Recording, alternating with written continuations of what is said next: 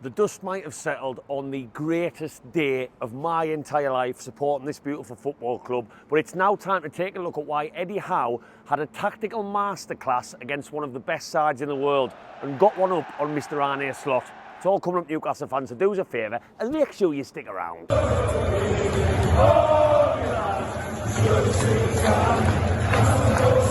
Welcome back to Black White Banter, ladies and gentlemen. I hope all is well, and if all is not well, then I'm sorry you're not a Newcastle fan watching this, because my word, I've just gone up the steps to this beautiful spot outside this beautiful place for the first time since Newcastle United are no longer without a trophy for 70 years domestically, and it feels incredible. The photos outside the club shop, just everything. And last week was just a week for me, one of the weirdest of my life. I don't know about any of you guys, it was bizarre.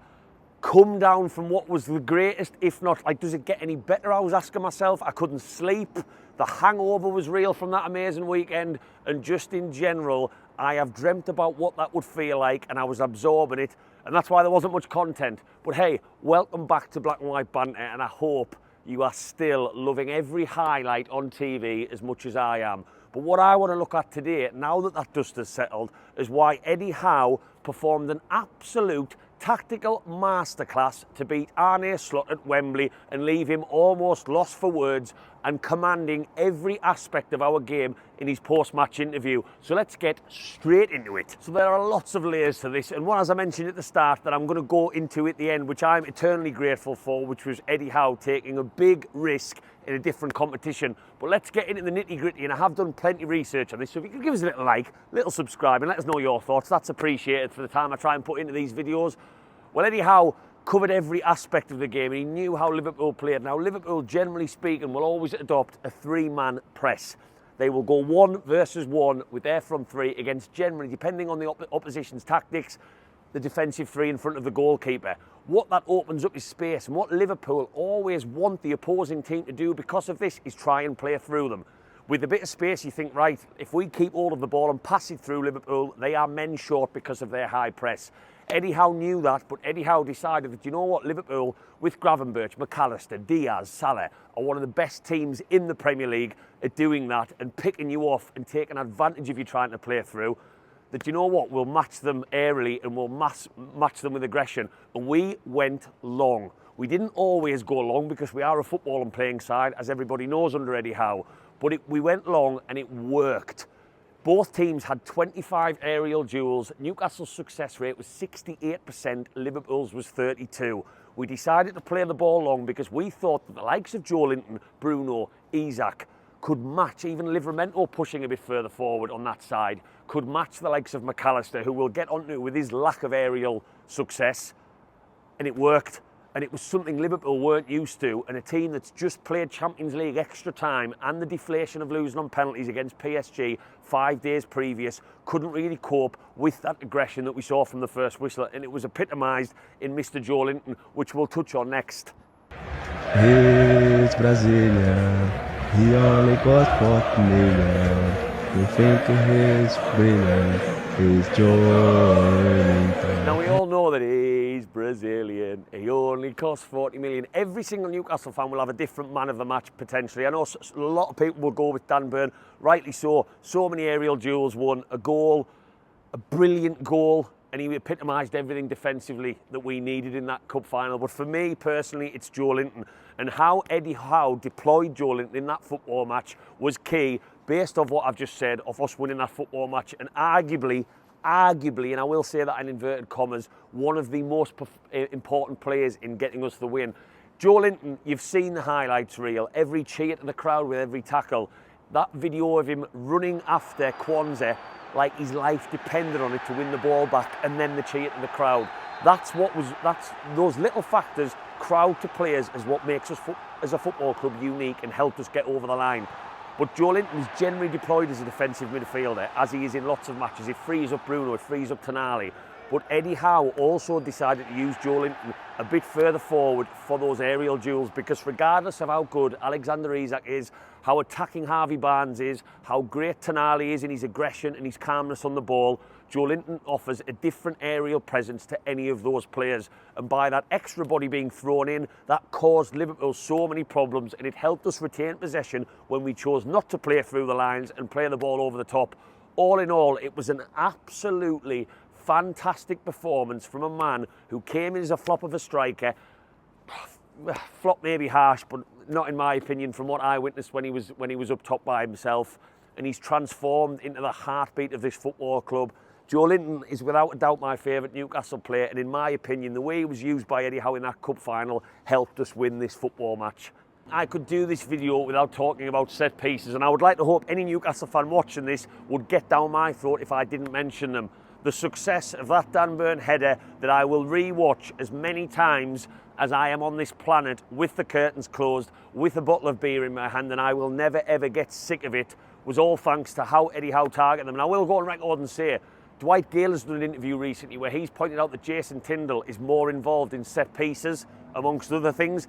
All of these efforts are not just Eddie Howe. Graham Jones has proved his salt in coaching. Jason Tindall, his right-hand man who we couldn't do without. It's a collective coaching effort. Set pieces maybe more so not Eddie Howe, we don't know.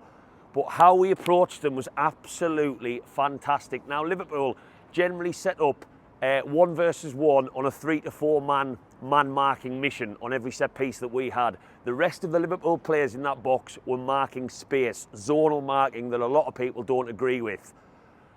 How Liverpool normally set up is the likes of Van Dijk and Konate take up a front post position.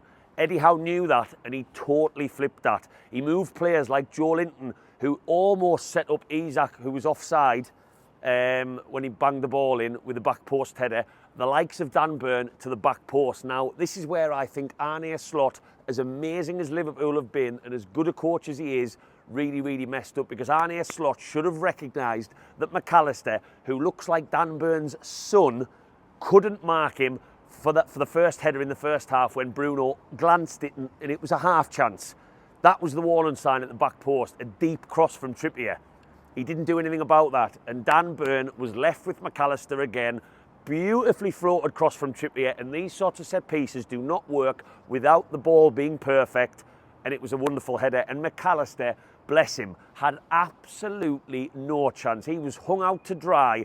Even as a collective group of players, one of them Liverpool players should have swapped, and they didn't. I'm so glad they didn't. But the set pieces throughout this match were brilliant. Defensively, the way we set up was absolutely fantastic. And even early on, there was a passage of play from a free kick where Harvey Barnes was released down the left beyond the lines, and he couldn't quite get the right ball in. But the set pieces were totally mixed up, and how we eliminated Van Dijk and Konate from the game was another masterstroke, and one of the most important in getting that all-important first goal. Eddie Howe again, fantastico. Right, last but certainly not least is the one I mentioned at the start. Why am I eternally grateful to Eddie Howe for taking a risk that is quite unheard of in football? Well, I'm going to cast your minds back to Anfield in mid-February, late February. It was a pretty damp squib of a 2-0 defeat, like we've known at Anfield since 1990. We don't win there, we don't really get anything there apart from the odd draw. I was down there, unfortunately, and it was. Players were missing. Bruno looked like he was carrying a caravan on his back, and it was just a very average performance against one of the best teams in the Premier League that you would have expected to beat us. But Eddie Howe, in the aftermath of the cup final, has admitted that that match he deliberately kept his cards close to his chest and played a different team. And that's so unheard of in football, and that's so risky, because there are going to be Newcastle fans watching this who might still, and I don't agree with it at all, prioritise European football over winning the Carabao Cup. You get European football, of course, by winning the Carabao, and we are now going to be in the Conference League, the lowest stages of the Conference League, but for a lot of fans, understandably, that's not really enough. It is European football, but it's not enough. So for Eddie Howe to potentially play so different and risk 3 points in a Premier League game that come the end of the season could be a risk, but also being realistic, not that he would admit it, that Liverpool were always the likely winners of this one, was an absolute risk but stroke of genius in my opinion. And I'm going to cast your mind back to a certain Mr. Alexander Isak not even being named in the squad. Shock, horror whilst I was in the pub before I went over to Anfield. and it was a groin injury. It was a single post on Facebook, and I will leave it down to you whether that was ever the case, because the following Sunday he was in the squad, he was playing against Brighton, and he was scoring against Brighton. So that's one I'll just totally leave down to you watching this. But I just think for a manager to take a risk, and look, I look at the game a little bit closer. Callum Wilson obviously started. Anthony Gordon was moved over to the centre rather than the left for large majority as a striker. Eddie Howe doesn't have any intention of playing Anthony Gordon as a striker. And yes, we all expected Gordon to be starting the final as Eddie Howe did. But the fact that he chose to move him, Joe Willock played, who I don't think, with Joelinton returning shortly after, he ever expected to play in the final. He has since admitted that he kept his cards close to his chest and he didn't want to give too much away. Whether Van Dijk wasn't able to remember what it was like to play against Isak and Konate, time will only tell. But what I do know is that Alexander Isak scored a beautiful goal and he gave it what is an iconic celebration to Mr. Van Dijk, and only one team won that cup final. For me, that is so unheard of for a manager to be thinking about a cup final and prioritise it and change system to keep those cards a bit closer to the chest. Maybe I'm wrong. Maybe historically that's happened quite a few times, but that is one thing. Maybe it wasn't the be-all and end-all of why we won on last Sunday, but I will always be grateful for Eddie Howe for taking that risk and also admitting it after. You, sir, just performed a tactical masterclass from start to finish, whether it was how we played balls higher to play through what they expected to be a ball-playing Newcastle team when they pressed, whether it was those set pieces, whether it was the use of Joelinton, or whether it was keeping those cards close to the chest. I could have gone on and on and on. But my God, you have helped create one of the greatest moments in this club's history, and I'm all for you having a trophy just below me along the likes of Shearer and Sir Bob, because Eddie Howe, you deserve it. It hasn't always been smooth, but what you have just showed on the biggest stage in football is that you showed a tactical masterclass at such a young age for an English manager, and you can only get better, and I am absolutely delighted for you. Newcastle fans, get down. Let me know your thoughts now that the dust has settled and I'm able to properly process without emotion what happened in that beautiful football match. Let us know your memories. Let us know whether you think this was a masterclass, and let us know what you think about the season moving forward. Thank you very much for watching. There's going to be more post-cup final videos to come, so please whack that like, whack that follow, and whack that subscribe. I keep saying that, it's the same thing. And yes, the blonde hair for now, the platinum hair after winning that match since doing it, is going to stay as much as I look a prick. Thanks for watching, and Howe, Eddie Howe's cup winning mags.